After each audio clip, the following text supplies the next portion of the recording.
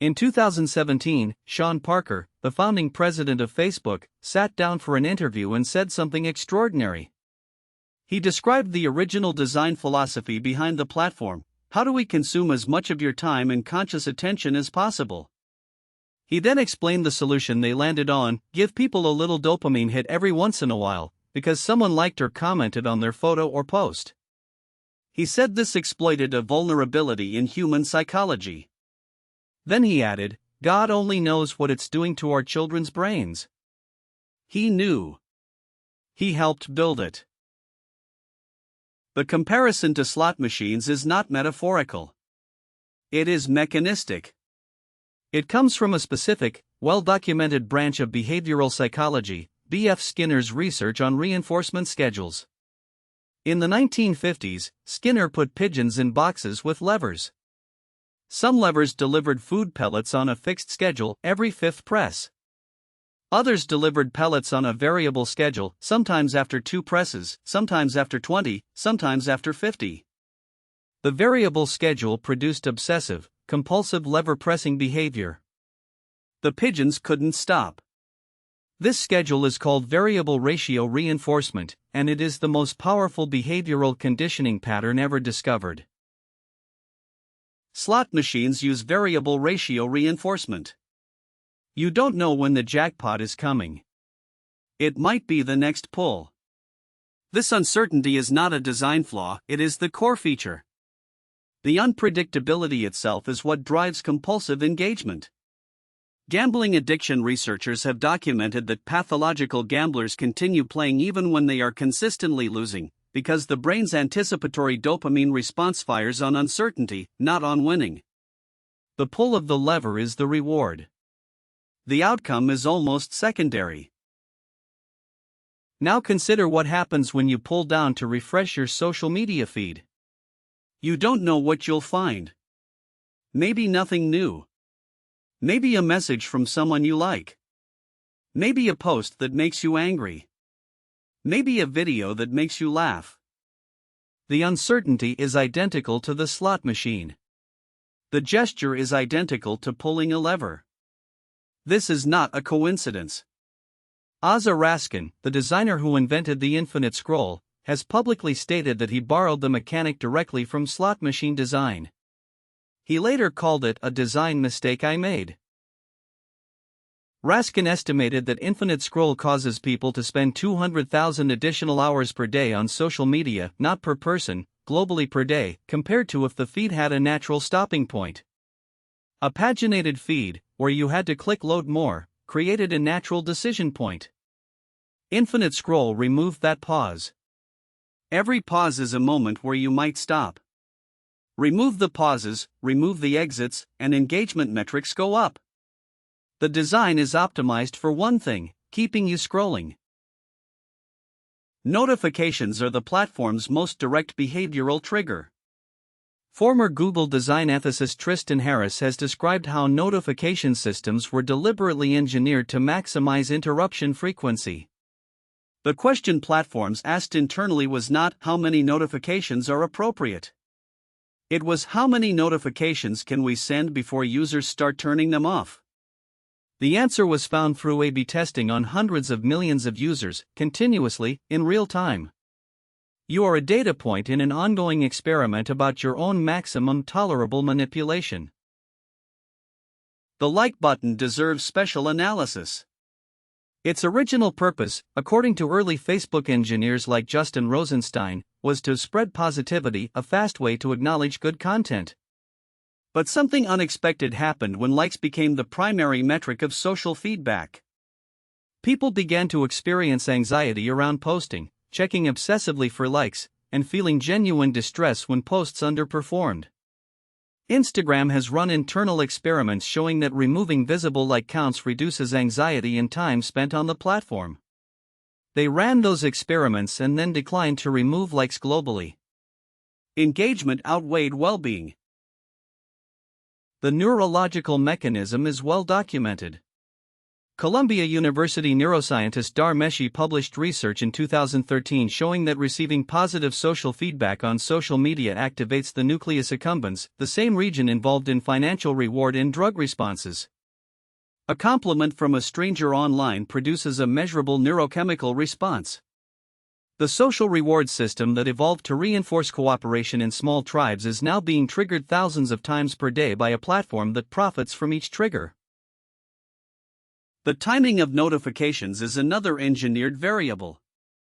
Research from Facebook's own data teams, leaked in the 2021 Frances Haugen documents, revealed that the platform had experimented with delaying notifications, holding them in queue and releasing them in batches specifically to create variable timing. A like that was posted 2 minutes ago is delivered to you after 20 minutes. The delay creates a surprise effect. The unpredictable timing amplifies the dopamine response. You are not receiving information in real time. You are receiving it on a schedule engineered to maximize your reaction. Autoplay is another frictionless trap. YouTube's recommendation algorithm was specifically redesigned in 2016 to optimize for watch time rather than satisfaction. A 2022 investigation by the Wall Street Journal using Fresh Accounts found that YouTube's algorithm could guide a user from general interest content into increasingly extreme rabbit holes within hours. The algorithm does not optimize for what you wanted to watch. It optimizes for what will keep you watching. These are not the same thing. TikTok's algorithm is perhaps the most refined engagement engine ever built. It uses a rapid feedback loop. It shows you content, measures micro-behaviors, pause duration, replay rate, share behavior, even whether you slow down your scrolling, and updates its model of your psychology within minutes. Former TikTok engineers have described the system as a desire graph more granular than any survey or self-report could capture. It knows what you want before you know you want it. And then it delivers more of it, without friction or pause. The business model is the root cause. Attention is the commodity. Every minute you spend on a platform is a minute that can be sold to advertisers. The revenue equation is user attention times advertiser rate. Platforms that can capture more attention per user are worth more. This creates a perfectly aligned incentive to maximize engagement by any means necessary, including means that are harmful to users. The harm is not a side effect. It is implicit in the optimization target. The internal Facebook research documents revealed by Frances Haugen in 2021 showed that the company's own researchers had documented the platform's harmful effects on teenage girls' body image, mental health, and eating disorder rates. The slides, drawn from internal presentations, showed graphs where Instagram use correlated with worsening body image and suicidal ideation in adolescent users. Executives had seen these findings. The design did not change. The optimization target remained engagement. Sleep disruption is one of the most measurable harms.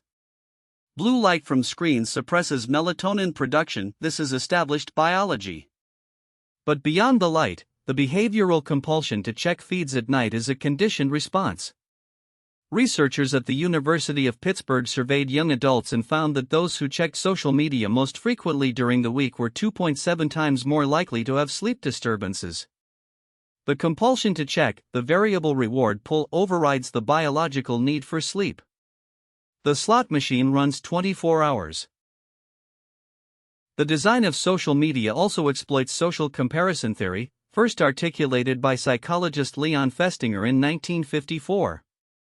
Humans evaluate their own status, abilities, and worth by comparing to others. Social media creates an environment where comparison is constant, involuntary, and systematically biased toward highlight reels. Studies by Ethan Cross at the University of Michigan found that passive Facebook use, scrolling without posting, predicts declines in life satisfaction over time. The product makes you feel worse while keeping you engaged. This is not a contradiction. It is the mechanism. Outrage is a powerful engagement driver. Research by William Brady at NYU found that each moral emotional word added to a tweet increased retweet rate by 20%. Platforms discovered through engagement data that angry, outraged content spreads faster and generates more comments and engagement than positive content. This creates an emergent selection pressure. The content ecosystem rewards outrage. Platforms that optimize for engagement, therefore, implicitly optimize for anger. This is not a conspiracy. It is an algorithm. The streaks mechanic on Snapchat is a textbook example of behavioral engineering. When you maintain a daily messaging streak with a friend, the platform shows a fire emoji and a counter. Losing the streak produces genuine distress in many users, particularly adolescents. Psychologist Jean Twenge has documented that adolescents report anxiety and social consequences around losing streaks. The streak has nothing to do with the quality of the relationship. It is an artificial commitment device inserted to increase daily active user metrics. Your friendship has been gamified. Children are particularly vulnerable because their prefrontal cortex, the brain region that enables impulse control, future planning, and recognition of manipulation, does not fully develop until age 25. Platforms know their user demographics. Internal documents have shown that Facebook's growth teams specifically tracked usage among preteens and worked to make the platform essential to their social lives before they were old enough to create accounts. The neurologically most vulnerable population was the explicit growth target. Former insiders have started speaking. Tristan Harris founded the Center for Humane Technology after leaving Google. Justin Rosenstein, who built the like button, has disabled many social media apps from his own phone. Ozza Raskin, who invented Infinite Scroll, lectures on the harms of his own creation. Chamath Palihapitiya, former Facebook VP of User Growth, said in a 2017 talk, "I think we have created tools that are ripping apart the social fabric of how society works." These are not outsiders. They built it. Digital minimalism, proposed by researcher Cal Newport, offers a philosophical framework rather than a technical fix. The idea is to be intentional about which tools you use and why, not to maximize productivity, but to protect your own attention from being harvested. Practical implementations include dedicated phone-free times, removing apps from the home screen, disabling all notifications by default and enabling only essential ones, and using web browsers instead of apps, which have less sophisticated engagement optimization. Each step restores a small amount of friction. Friction is autonomy. The fundamental issue is not that social media is pleasurable or even habit-forming. It is that the design is adversarial. The platform's interests are directly opposed to yours. Your interest is to use the platform on your terms for your purposes and then put it down. Their interest is to maximize the time between when you pick it up and when you put it down. You are not a user of the platform. In the business model, you are the resource being harvested. The product being sold to advertisers is your attention. And the slot machine runs as long as the harvest continues. B.F. Skinner's pigeons in those boxes, they would press the lever until they collapsed from exhaustion when the reward was on a variable schedule. They were not weak-willed pigeons. They were responding to the most powerful conditioning schedule ever identified in behavioral science. The difference between you and those pigeons is that you have a prefrontal cortex capable of recognizing what is happening. That recognition is the beginning of reclaiming your own time. But recognition without action is not enough. You have to physically restructure your environment, because the machine never stops trying.